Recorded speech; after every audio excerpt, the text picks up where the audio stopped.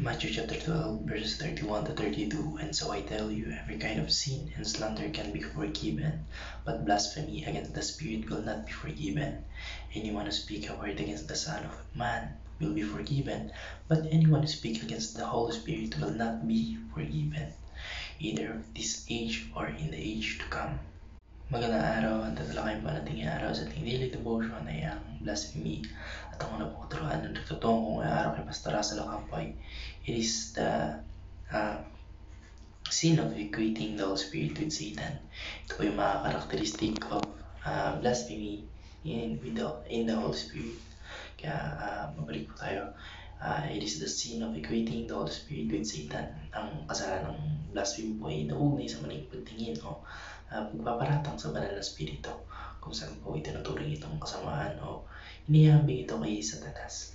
Sa partikular na talata po na ating pinanggit, sinabi po ng ating Panginoong Kristo na ang kasalanan ito o yung blasphemy ay hindi mapapatawad o walang kapatawaran. Hindi lamang sa kasalukuyan, kundi pati na rin sa mga darating pang panahon. Ang ibig sabihin po na ito ay yung isang tao ay pinipintasan o inakusang may kasamaan yung banal na spirito. Kaya na yung mga gawa ng banal na spirito ay nagpapakita ng kabutihan at kapangyarihan ng ating Panginoon Diyos.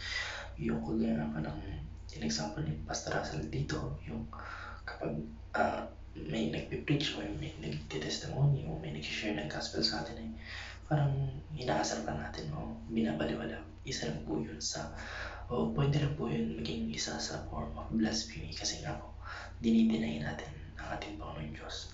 Ang pinagpapawalang bahala yung kanilang pagkakataon na magbago at magtamo ng kaligtasan. Pinapakita po nito yung matinding kawalan ng paggalang at pagtanggi sa presensya ng ating Panginoon Diyos sa pamamagitan ng banal na spirito. Kaya dito po isang kasalanan na ituturing na walang kapatawaran. Ang natutuhan ko lang po sa pangalawang katarungan ni Pastor Russell Ocampo ay it is a continuous rejection of the Spirit.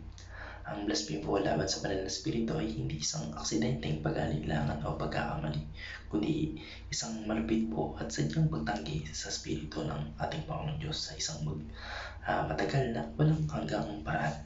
Marami po, kagaya pa ng sinabi ko kanina na sinabi rin ng ating Pastor Russell Ocampo, kung may nag-share ng gospel at tinatanggihan natin ito, isa rin po itong form ng blasphemy. Kunwari po, tumatanggi po tayo sa tawag dito sa pag-share ng gospel o yung mga nag-share ng gospel sa atin.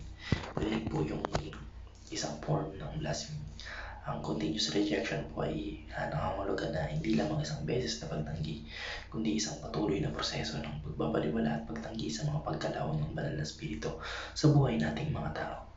At isang desisyon na magsasagawa ng kasalanan sa kabila ng mga pagkakataon at pagpapatawad. Kunwari po, magbibigay ako ng example. Kunwari, may kaibigan tayo, brother tayo na gusto tayong sumali sa kanyang organization na makakatulong para sa paglago niya sa spirito,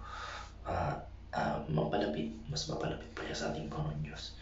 Kapag patuloy po natin siyang tinatanggi, parang tumatanggi na po tayo sa offer ng ating Panginoon Diyos na magbagong buhay.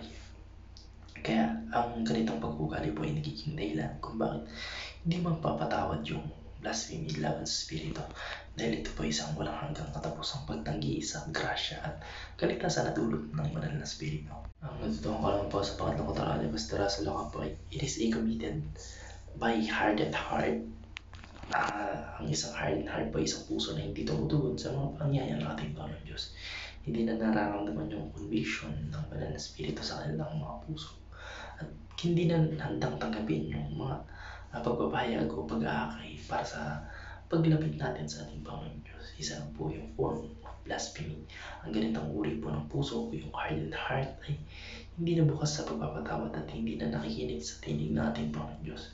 Kaya ito po ay isang seryosong issue o kaso, dahil ang isang tao na may matigas na puso ay patuloy na pinagwawala ang tulong ng ating Panginoon Diyos, yung guidance niya, yung gabay.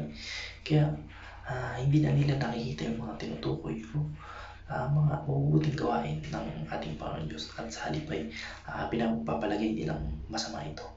Ang kasalanan ito po ay nagiging mas seryoso dahil sa pagpupumilit ng isang tao na magpatuloy sa pagtanggi at pagdilay sa mga ginagawa ng ating Panginoon Diyos sa kanilang buhay. Yung pagbubulag-bulagan po natin sa mga chances na ibinibigay sa atin ng ating Panginoon Diyos para magbagong buhay can be a form of blasphemy. At dahil dito po ang isang hard heart o yung pusong nagmamatigas sa ating Panginoon Diyos ay nagiging sanhi ng malupit na pagsukay sa Espiritu na humahantong sa pag-commit ng blasphemy laban sa ating Panginoon Diyos. Yun lang po. Maraming salamat and God bless. Amen.